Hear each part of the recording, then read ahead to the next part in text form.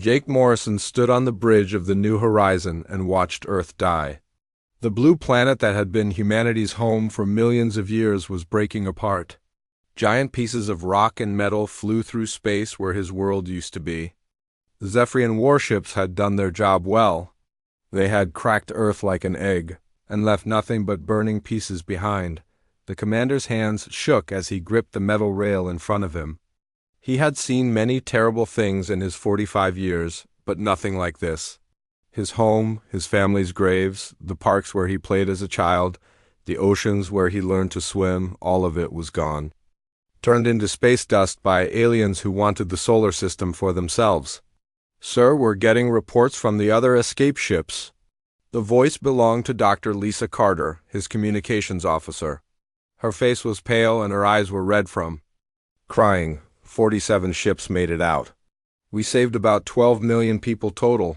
Jake turned to look at her. 12 million. Out of 8 billion humans who had lived on Earth just 3 days ago. It was not even close to enough? The Zephyrians had given them no warning, no chance to negotiate. They had simply arrived with their planet cracker weapons and started destroying everything. "What about the other colonies?" Jake asked. "Mars." "Europa, Titan?" Lisa shook her head. "Gone, sir, all of them. The Zephyrians hit every human settlement in the solar system at the same time. We're all that's left." The bridge fell silent. 20 crew members stood at their stations, but no one spoke. They were all thinking the same thing. They were refugees now, homeless. Their entire species had been nearly wiped out in 3 days of killing. Jake looked out at the stars. Somewhere out there, the Zephyrians were probably celebrating. They had taken the solar system and gotten rid of the humans who lived there. To them, it was just another conquest. They did not care about the billions of lives they had ended. They did not care about the children who would never grow up or the art that would never be created. But Jake cared. He had been a soldier for 20 years before becoming a ship commander. He had fought in 3 wars and seen death up close. But this was different. This was the murder of an entire world, an entire species, and someone had to remember it. "Lisa," he said quietly, "I want you to prepare a message. Not just for our ship, but for every human ship out there." "Can you set up a galaxy-wide broadcast?" Lisa nodded. "Yes, sir. It will take some time to reach all the ships, but we can do it." "What kind of message?" Jake thought for a moment. "What do you say when your entire world has been destroyed?" What?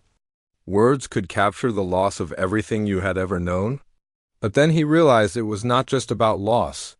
It was about making sure this moment was never forgotten. "I want every human to hear this message. Not just the ones alive today, but their children and their children's children. For as long as our species exists, they need to know what happened here. They need to know what we lost and who took it from us." Lisa began setting up the equipment. The other crew members gathered around, sensing that something important was about to happen.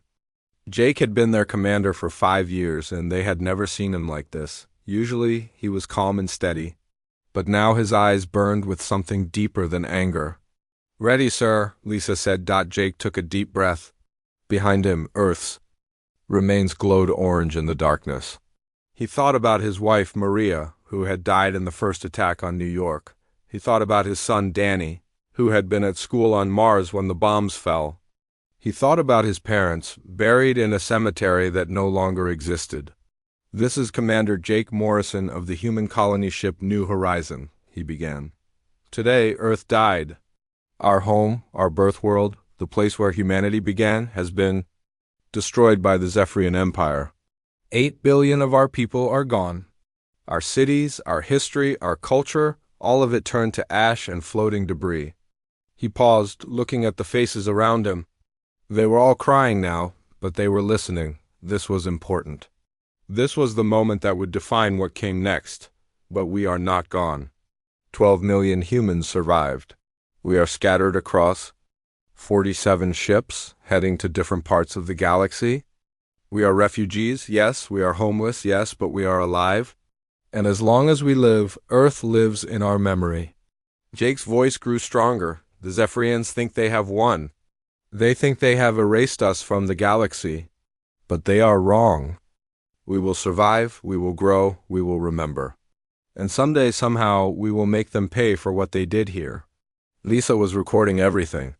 The message would be broadcast to every human ship, copied and stored in every computer, taught to every child. It would become the most important words in human history. To my fellow humans, wherever you are running to, whatever world you find to call home, remember this day. Remember Earth, remember the blue skies and the green grass. Remember the oceans and the mountains. Remember the cities where we lived and loved and dreamed. Remember the people who died here. Jake turned to look at Earth's remains one more time. We are the children of a murdered world. We carry the memory of everything we lost. But we also carry the hope of everything we might become. The Zephyrians took our home, but they cannot take our spirit. They cannot take our determination. They cannot take our humanity. The message continued for 10 more minutes. Jake spoke about the need to stay together, to help each other, to never give up. He spoke about the importance of remembering who they were and where they came from.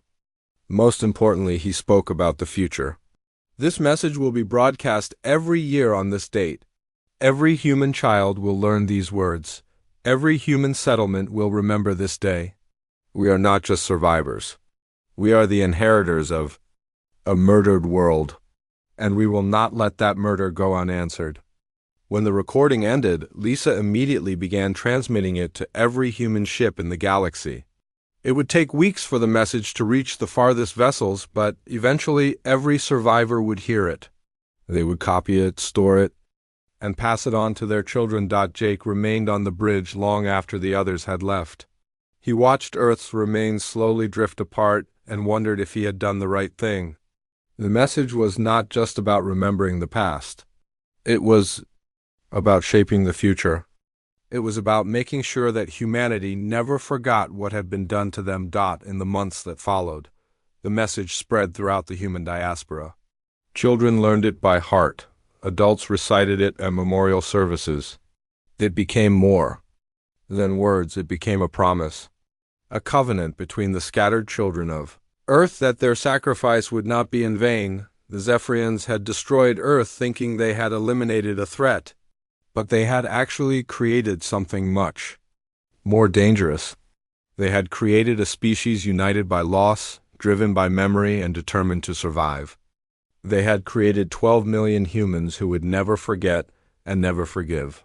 The message that Jake Morrison broadcast that day would echo through the centuries, passed down from generation to generation. It would inspire, unite, and guide humanity through the dark years ahead. It would remind them that they were more than just refugees. They were the heirs of Earth, and they had a debt to collect. 25 years had passed since Earth died. Captain Ben Parker stood in the main cavern of Colony 7, watching children play in the artificial light. These kids had never seen a real sun. They had never felt natural wind on their faces or walked on grass that grew from real soil. They were the first generation of humans born after the Great Disaster, and they called this underground world home. The colony was built deep inside the rocky surface of Kepler 442b, a planet so far from any major space routes that the Zephyrians had never bothered to explore it. 3,000 humans lived here now, hiding like cave people in tunnels they had carved from stone. It was not the life any of them had dreamed of, but it was life. Ben was 52 years old. He had been a young officer on one of the escape ships when Earth burned. Now he was the leader of this hidden settlement, responsible for keeping these people alive and safe. His hair had turned gray in the caves, and his face showed the stress of 25 years spent looking over his shoulder. "Captain Parker, the weekly service is about to begin," said Dr. Amy Rodriguez. She was the colony's historian and teacher, a woman who had made it her life's work to keep human culture alive. Amy was thin and serious, with dark eyes that seemed to hold all the sadness of their lost world. Ben nodded and followed her through the tunnels. The walls were covered with pictures and paintings that the colonists had made to remember Earth. There were images of blue oceans, green forests, and bright cities. Most of the people who had painted these pictures had never actually seen these things, but they painted them anyway because the stories had been passed down to them. The main meeting hall was carved from solid rock, but the colonists had tried to make it feel warm and welcoming. Hundreds of people sat on simple wooden benches, waiting for the weekly remembrance ceremony. This was the most important event in their lives, the time when they came together to remember who they were and where they came from. Amy walked to the front of the room and stood behind a simple wooden podium. In her hands, she held a small device that contained the most precious thing in the colony, a recording of the original message that Commander Jake Morrison had broadcast 25 years ago. "My fellow humans," Amy began, her voice carrying clearly through the cavern, "today we gather to remember. We remember Earth, our mother world that gave us life. We remember the 8 billion people who died when the Zephyrians came. We remember the green fields and blue skies that we lost. But most of all, we remember the promise we made." She activated the device, and Jake Morrison's voice filled the chamber. The recording was old and scratchy, but every word was clear. Every person in the room had heard this message hundreds of times, but they still listened with complete attention. "We are the children of a murdered world. We carry the memory of everything we lost, but we also carry the hope of everything we might become." The message played for 10 minutes. When it ended, the room was silent. Some people were crying quietly. Others sat with their hands folded, staring at the floor. Everyone was thinking about the same thing, the world they had never seen but would never forget. Amy returned to the podium. "Every human child must learn this message," she said. "Not just the words, but what they mean. We are not just survivors hiding in caves. We are the inheritors of a murdered world. We carry the memory of Earth, and we will pass it on to our children." A young boy in the front row raised his hand. His name was Danny Lee, and he was 15 years old. He had been born in the caves and had never seen the outside world. "Dr. Rodriguez," he said, "my friends and I have been talking. We want to know why we don't fight back. Why do we hide down here like scared animals? Why don't we get weapons and ships and go make the Zephyrians pay?" The question hung in the air like smoke. It was the question that haunted every human settlement, the question that parents dreaded and children always asked. Amy looked at Captain Parker, who stood up slowly. Ben's face was weathered and tired, but his eyes were sharp. "That's a good question, Danny. You want to know why we don't fight? I'll tell you why. Because we're not ready. Not yet." He walked to the center of the room so everyone could see him. 25 years ago, we had the best military in the galaxy. We had ships and weapons and soldiers. The Zephyrians destroyed US in 3 days. 3 days, Danny. They wiped out our entire civilization while we were still trying to figure out what was happening. Danny looked confused. "But that was 25 years ago. Haven't we learned anything since then?" "We've learned to survive," Ben replied. "We've learned to hide. We've learned to work together, but we haven't learned to fight them yet. The Zephyrians have been conquering worlds for thousands of years. They have an empire that spans half the galaxy. They have weapons we can't even imagine." Amy stepped forward. "But we're learning, Danny. Every day we're learning. We study their technology, we gather information about their empire. We prepare for the day when we'll be ready to face them." "When will that be?" asked a woman in the back row. Her name was Kate Sullivan, and she was one of the colony's engineers. "How long do we have to live like this?" Ben was quiet for a moment. "Maybe not in our lifetime," he said finally. "Maybe not in our children's lifetime. But someday our descendants will be ready. They'll have better ships, better weapons, better plans. And when that day comes, they'll remember this message. They'll remember Earth. They'll remember what the Zephyrians did to us." The room erupted in angry voices. Some people wanted to fight. Now, even if they died trying, others argued that hiding was the only way to survive.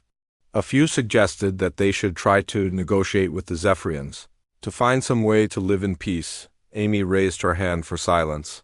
"The message isn't just about fighting," she said. "It's about remembering.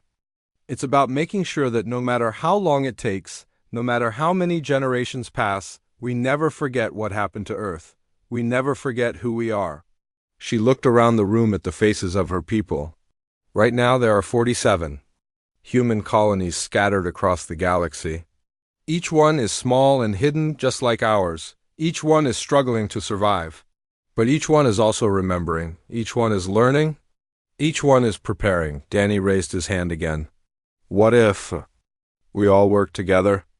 What if all 47 colonies join forces? That's the plan, Ben said.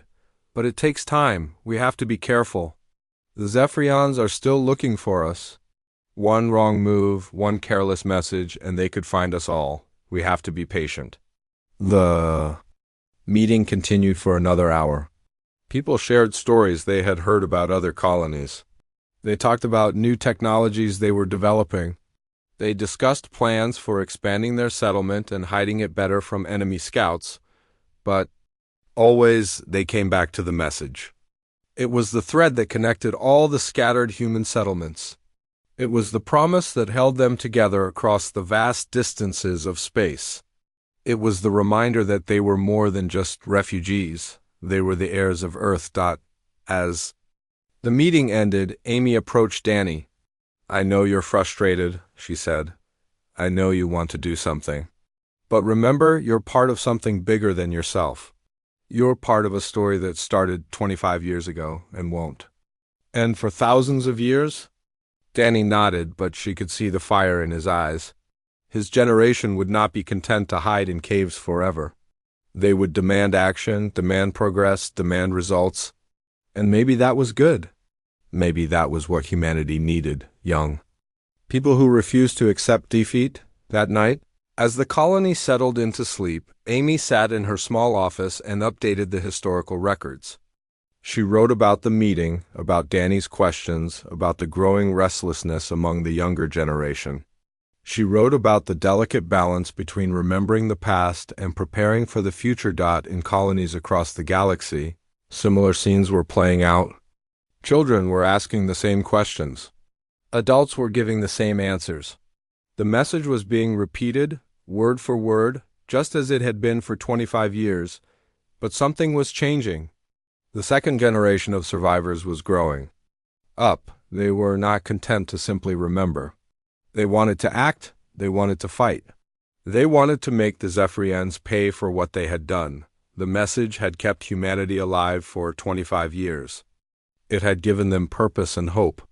But now it was becoming something more. It was becoming a call to action. The children of the murdered world were growing up, and they were ready to collect the debt that was owed to them. The year was 15,891 CE. Nearly 14,000 years had passed since Earth died, and humanity had changed in ways their ancestors could never have imagined. General Kate Sullivan stood in the command center of New Terra, humanity's first true fortress world, watching the final preparations for the most important military operation in human history. Kate was not like the humans who had fled Earth so long ago. Her body was stronger, her mind faster, her senses sharper. Genetic improvements and cybernetic enhancements had made her generation into something more than human, yet they still carried the same burning memory of their murdered homeworld. General, all fleet commanders are ready for the briefing, said Colonel Alex Chun, her second in command. Like Kate, Alex had been modified to be the perfect soldier. His enhanced brain could process information at incredible speeds, and his artificial eyes could see across the entire electromagnetic spectrum. Kate nodded and walked to the center of the room. Around her, holographic displays showed the positions of 3,000 human warships spread across 50 star systems. Each ship was a masterpiece of technology that would have seemed like magic to the refugees who had fled Earth. They had weapons that could destroy entire planets, shields that could stop any attack, and engines that could travel faster than light itself. But the most important thing about these ships was not their technology. It was the people who commanded them. Every captain, every officer, every soldier knew the ancient message by heart. They carried the memory of Earth in their minds and the promise of revenge in their hearts. Status report, Kate commanded. All ships are in position, reported Admiral Nina Brooks. commander of the first battle fleet. Her image appeared as a hologram, transmitted from her flagship somewhere in deep space. The Zephyrian Empire still believes humanity is extinct. Their intelligence networks have no idea we exist. Kate smiled grimly. For 14,000 years, humanity had worked in secret. They had built their ships in hidden shipyards. They had trained their soldiers on remote worlds. They had developed their weapons in laboratories that existed only in the empty spaces between stars. The Zephyrians had conquered hundreds of worlds and enslaved dozens of species, but they had never discovered the growing human threat. Professor Chun, what's our current intelligence on the enemy? Kate asked. A different Alex Chun stepped forward. This was Professor Alex Chun, the director of the Galactic Intelligence Division and the Colonel's great ancestor. At 300 years old, his life had been extended by the same technology that enhanced his body. He had spent centuries studying the Zephyrian Empire, learning their weaknesses, planning their destruction. The Zephyrians now control 3,000 star systems, the professor reported. They have enslaved 17 different species and destroyed the homeworlds of at least 30 others. Their military consists of approximately 50,000 warships, supported by orbital defense platforms around every major world. Kate processed this information quickly. 50,000 ships against 3,000. The odds were not good, but humanity had never planned to win through numbers alone. What about their technology? She asked. Stagnant, Professor Chun replied. With satisfaction, the Zephyrians have become lazy. They've spent so long conquering primitive worlds that they've stopped advancing. Their ships are basically the same as they were when they destroyed Earth. Meanwhile, we've had 14,000 years to improve. Kate turned to Dr. Sarah Williams, the head of the Weapons Development Program. Are our new systems ready? Yes, General, Sarah replied. The quantum disruptors are fully operational. One shot from our main guns can destroy any Zephyrian ship. Our point defense systems can stop their weapons before they even reach us. And our stealth technology makes us invisible to their sensors. This was the advantage humanity had worked for across the centuries. While the Zephyrians had been content to use the same old weapons and tactics, humans had pushed the boundaries of science and technology. They had developed new forms of energy, new types of materials, new ways of thinking about warfare itself. But their greatest weapon was not technology, it was unity. Every human in the galaxy was connected by the same burning desire for justice. They had spent 14,000 years preparing for this moment, and now it was finally here. Dr. Brooks, Kate said, addressing the keeper of the sacred archives. Please recite the message. Dr. Nina Brooks was not the same person as Admiral Brooks. She was the current keeper of humanity's most important tradition. For 14,000 years, her predecessors had maintained the archives, preserving every word, every story, every memory of Earth. She stood and began to speak in the ancient words that every human knew by heart. We are the children of a murdered world. We carry the memory of everything we lost. But we also carry the hope of everything we might become. The Zephyrians took our home, but they cannot take our spirit. They cannot take our determination. They cannot take our humanity. As she spoke, every person in the room joined in. 3,000 voices spoke as one, reciting the words that had sustained their people through the dark centuries of exile. The message had become more than just a remembrance. It had become a prayer, a promise, a declaration of war. We are not just survivors, they said together. We are the inheritors of a murdered world. We carry the memory of blue skies and green grass. We carry the memory of oceans and mountains. We carry the memory of the people who died, and we will not let that murder go unanswered. When the recitation ended, Kate felt the familiar fire burning in her chest. This was what had driven humanity for 14,000 years. This was what had kept them united across the vast distances of space. This was what would carry them to victory. Operation Restoration begins in 6 hours, she announced.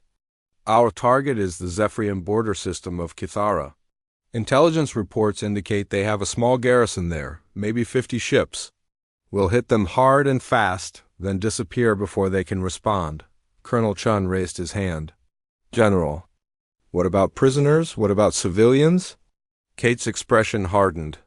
The Zephyrians showed no mercy to our civilians. They destroyed entire worlds without warning, but we are not them. We will follow the rules of war. Military targets only. Prisoners will be treated according to galactic law. This was important. Humanity had spent 14,000 years preparing for war, but they had also spent that time deciding what kind of people they wanted to be. They remembered the Zephyrians' cruelty, but they refused to become cruel themselves. What about the other enslaved species? Asked Admiral Brooks. Will they join us? Professor Chun consulted his files. We've been in secret contact with several resistance groups. The Altarians, the Centauri, the Vega Confederation, they all have reasons to hate the Zephyrians. When they see that humanity has returned, many of them will probably join our cause. Kate nodded. This was part of the plan. Humanity would not just defeat the Zephyrians, they would liberate the galaxy. They would free every enslaved world and create a new order based on justice and freedom. Remember, Kate said, this is not about revenge. This is about justice. We're not trying to wipe out the Zephyrians. We're trying to stop them from hurting anyone else. We're trying to create a galaxy where no world will ever suffer the fate that Earth suffered. And the meeting continued for another hour. Fleet commanders reported on their readiness. Intelligence officers provided last-minute updates on enemy positions. Engineers confirmed that all weapon systems were functioning properly, but underneath all the technical discussions, everyone was thinking about the same thing. After 14,000 years of hiding, humanity was finally ready to fight. The children of Earth were coming out of the shadows, and they were coming with fire in their hearts. As the meeting ended, Kate walked to the observation deck. Through the transparent aluminum windows, she could see the stars. Somewhere out there, the Zephyrian Empire continued its work of conquest and destruction. They had no idea that their victims had been preparing for this moment across the centuries. Kate thought about the original Commander Morrison, who had broadcast the first message so long ago. He had promised that humanity would survive, that they would remember, that they would make the Zephyrians pay. Now, finally, it was time to keep that promise. The ships began to move. One by one, they disappeared into hyperspace, carrying humanity's children toward their destiny. The long night of exile was ending. The day of reckoning had begun. In the archives, Dr. Brooks carefully recorded the moment.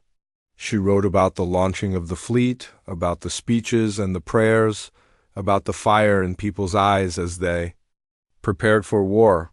She wrote about how the ancient message had sustained them through the centuries, and how it would guide them through the battles to come. The message had kept humanity alive for 14,000 years. Now it would help them win their freedom. The year was 32,156 CE. The human Zephyrian War had raged for over 16,000 years, reshaping the galaxy like a cosmic storm. Admiral Ryan Carter stood on the bridge of the massive dreadnought Earthfall, watching enemy ships burn in the void ahead of him. This battle had lasted 3 days, and now the Zephyrian defenders were finally breaking. Ryan was the great-great-grandson of the original Dr. Lisa Carter, who had helped broadcast the first message so many years ago. Like his ancestor, he understood the power of words and the importance of memory. But unlike her, he had been born for war.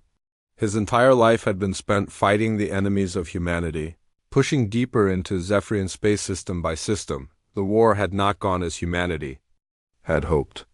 When Operation Restoration began 16,000 years ago, human leaders thought they could defeat the Zephyrians quickly. They had better technology, better weapons, better ships. What they had not expected was how large the Zephyrian Empire really was, or how fiercely the enemy would fight to keep what they had stolen. Admiral, we're receiving reports from all battle groups, said Commander Sarah Williams, his tactical officer. Her enhanced eyes glowed blue as she processed data. from thousands of ships spread across the battlefield. The Zephyrian home fleet has been destroyed. Their capital system is defenseless. Ryan felt a surge of emotion that he quickly controlled. This was the moment that 32,000 years of human history had been building toward. The original message broadcast from the dying Earth had contained more than just words of remembrance. Hidden in the transmission, encoded in frequencies that only humans could detect, were the coordinates of the Zephyrian homeworld. Commander Morrison had been smarter than anyone realized. As Earth burned around him, he had thought ahead. He had made sure that humanity would know where to find their enemies when the time came for justice. Status of our forces? Ryan asked. We have 200 ships remaining from the original assault fleet, Sarah reported. Heavy casualties, but all major objectives have been achieved. Zephyros Prime is completely isolated. No reinforcements can reach them. Ryan walked to the main display, where a holographic image showed the Zephyrian capital system. The enemy homeworld hung in space like a jewel, protected by massive orbital defense platforms that had been built over thousands of years. Those defenses had seemed impossible to break, but human determination had found a way. The cost had been terrible. Millions of human soldiers had died in the Long War. Entire fleets had been destroyed. Worlds had been lost and won and lost again. But humanity had never wavered. The message had kept them united, kept them focused, kept them fighting even when victory seemed impossible. Admiral, said Captain John Mitchell from the destroyer Phoenix. His image appeared as a hologram, his face showing the strain of years of constant battle. We're detecting movement from the planet's surface. It looks like they're trying to evacuate their leadership. Ryan smiled coldly. Not today. Signal all ships to begin the final phase. I want a complete blockade. Nothing gets off that planet, nothing gets in. The human fleet moved into position. With practiced precision. These were not the desperate refugees who had fled Earth so long ago. These were the descendants of those refugees, hardened by centuries of war, enhanced by technology, united by an unbreakable purpose. As the ships took their positions, Ryan opened a communication channel to the entire fleet. It was time for the words that had been waiting 32,000 years to be spoken. This is Admiral Ryan Carter of the Human Expeditionary Force, he broadcast on all frequencies. Today, we stand at the gates of the world that ordered the destruction of Earth. Today, we face the species that murdered 8 billion innocent people and thought they could escape justice forever. His words were being recorded and transmitted across the galaxy. Every human settlement would hear this message. Every allied world would know that the long war was finally reaching its end. 32,000 years ago, our ancestors sent a message into the void. They told us to remember. They told us to survive. They told us to never forget what was taken from us. Today we answer that message. Ryan paused, thinking of all the generations that had lived and died for this moment. Children who had learned the ancient words in hidden caves. Soldiers who had fought and died on distant battlefields. Scientists who had spent their lives developing the weapons that made this victory possible. We are the children of Earth. He continued, we are the heirs of a murdered world. For 32,000 years, we have carried the memory of blue skies and green fields. We have remembered the oceans and mountains that were destroyed. We have remembered the people who died, and we have never stopped believing that justice would come. On the surface of Zephyros Prime, Ryan knew that billions of Zephyrians were watching their skies and seeing human ships for the first time. They were probably terrified. Their government had told them that humanity was extinct, that the threat from Earth had been eliminated long ago. Now they were learning the truth. To the Zephyrian Empire, Ryan broadcast, switching to their language. You destroyed our world thinking you had won a great victory. You celebrated the death of our species. You divided our solar system among yourselves like spoils of war, but you made one mistake. You left survivors. The communication was being received on every Zephyrian world, every military base, every government building. For the first time in their history, they were hearing the voice of the species they thought they had exterminated. We are not here for conquest, Ryan continued. We are not here to steal your worlds or enslave your people. We are here for justice. We are here to end your empire of oppression. We are here to make sure that no other world suffers the fate that Earth suffered. Commander Williams reported that Zephyrian ships were attempting to break through the blockade. Ryan authorized his captains to engage. The battles were brief and decisive. Human technology had advanced far beyond anything the Zephyrians possessed. This is our final message to you, Ryan said. Surrender now, and we will treat you with the mercy you never showed our people. Your military will be disbanded. Your conquered worlds will be freed. Your government will answer for its crimes, but your species will survive? He paused, letting the weight of his words sink in. Refuse, and we will do to your homeworld what you did to ours. The choice is yours. The response came 6 hours later. The Zephyrian Emperor himself appeared on the communication screen, his reptilian features showing defeat and fear. He was old, probably the descendant of the rulers who had ordered Earth's destruction so long ago. We surrender, the Emperor said simply. We will accept your terms. Ryan felt no joy at the moment. Too many people had died for this victory. Too much had been lost along the way. But he felt something else, a deep satisfaction that justice had finally been served. The surrender was broadcast across the galaxy. On every human world, people gathered to hear the news. The children of Earth had fulfilled their ancient promise.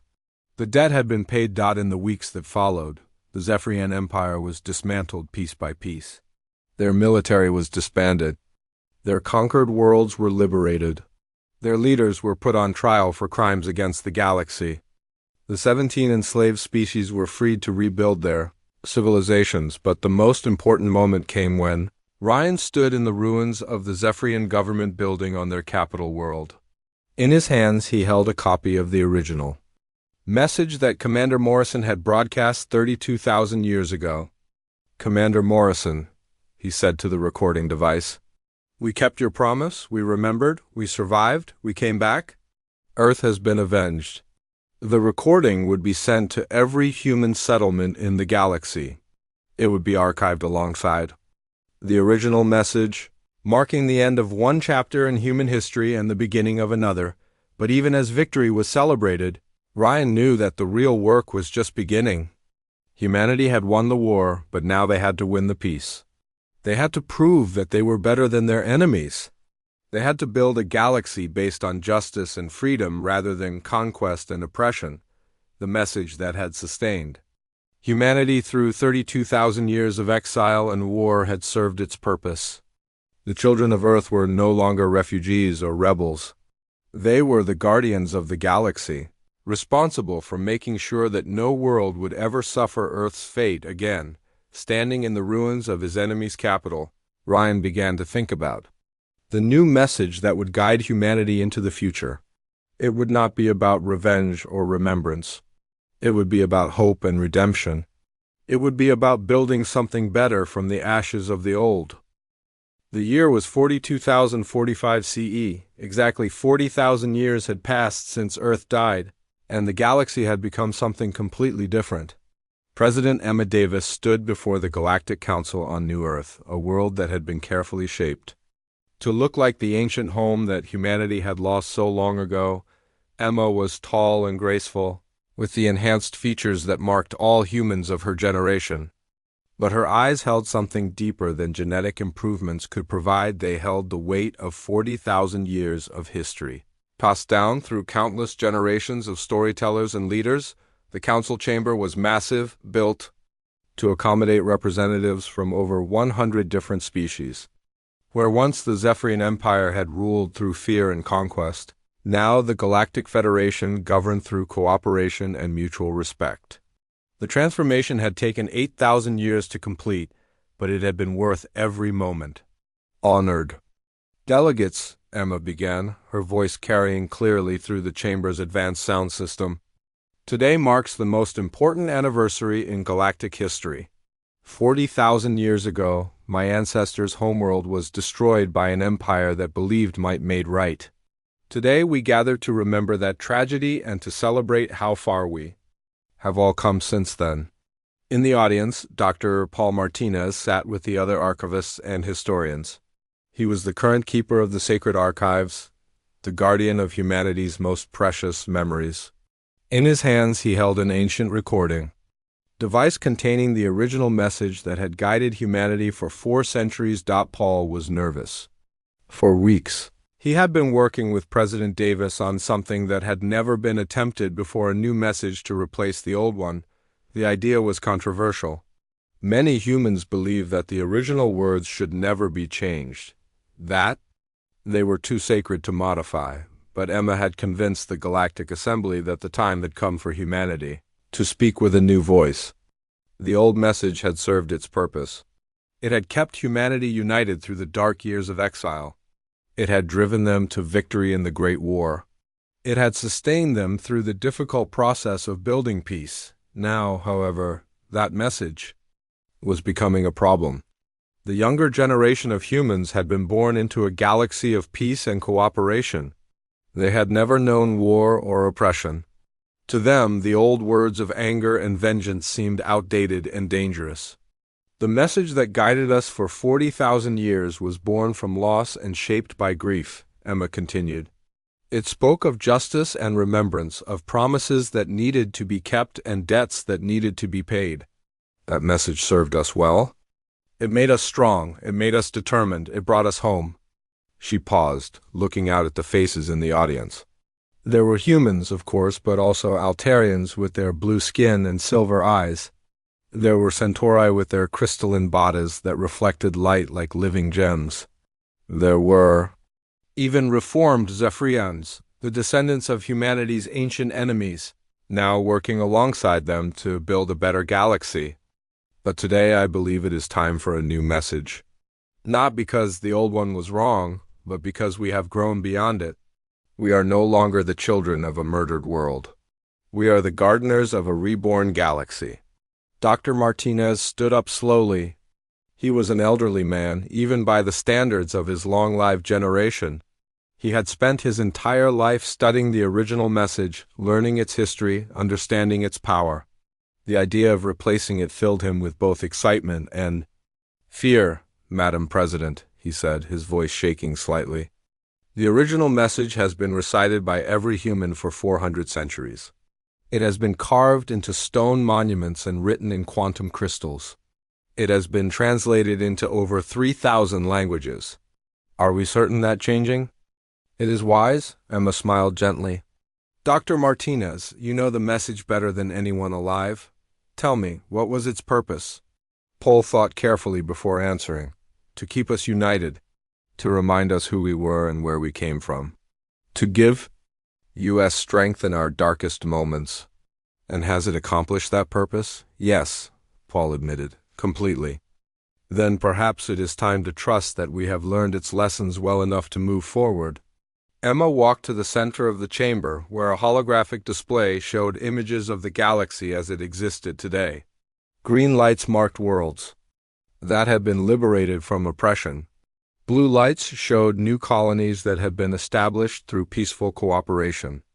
Golden lights indicated the locations of the great universities and research centers where dozens of species worked together to expand knowledge and understanding. 40,000 years ago, Commander Jake Morrison sent a message of pain and determination into the void, Emma said. Today, I want to send a message of hope and redemption to the stars. She activated the recording system, and her words began to spread across the galaxy at the speed of light. On every human world, people stopped what they were doing to listen. On allied worlds, other species paused to hear what humanity's new voice would sound like. My name is Emma Davis, President of the Human Federation and Speaker for Earth's Children, she began. 40,000 years ago, our world was destroyed by those who believed that strength came from conquest and that survival required the destruction of others. Today we know better. The new message was different from the old one in every way. Where the original had spoken of loss and anger, this one spoke of growth and understanding. Where the first had promised vengeance, this one promised protection for the innocent. We are human, Emma continued. We have endured the worst that the galaxy could offer, and we have emerged stronger. We have learned that true strength comes not from the ability to destroy, but from the wisdom to build. Not from the power to conquer, but from the courage to heal. As she spoke, Paul found himself thinking about all the generations that had lived and died since Earth's destruction.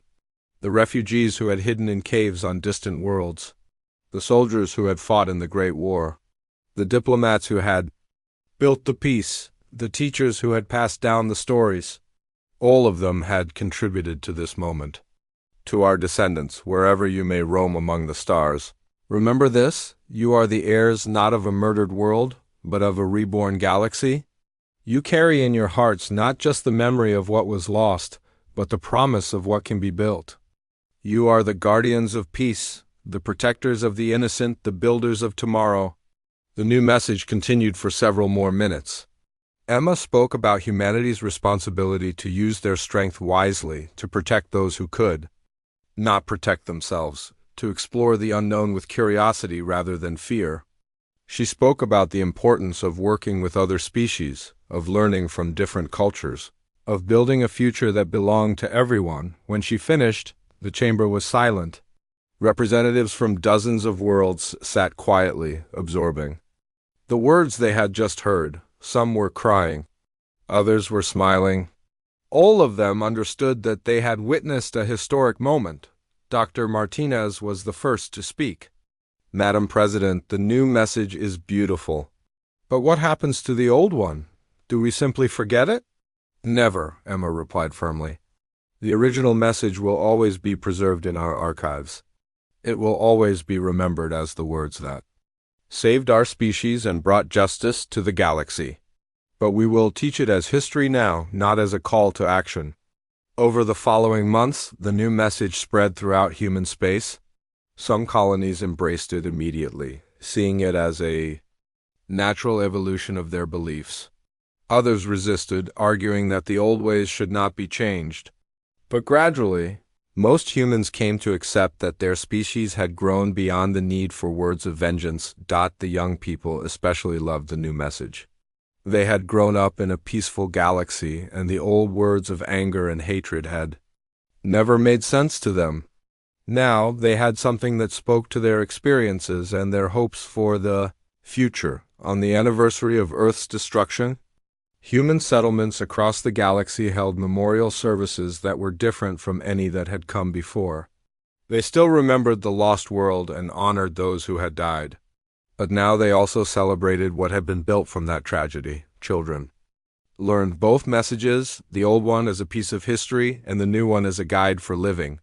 They learned about their ancestors' struggles and sacrifices, but they also learned about their own responsibilities and opportunities. Dr. Martinez spent his final years writing the definitive history of both messages.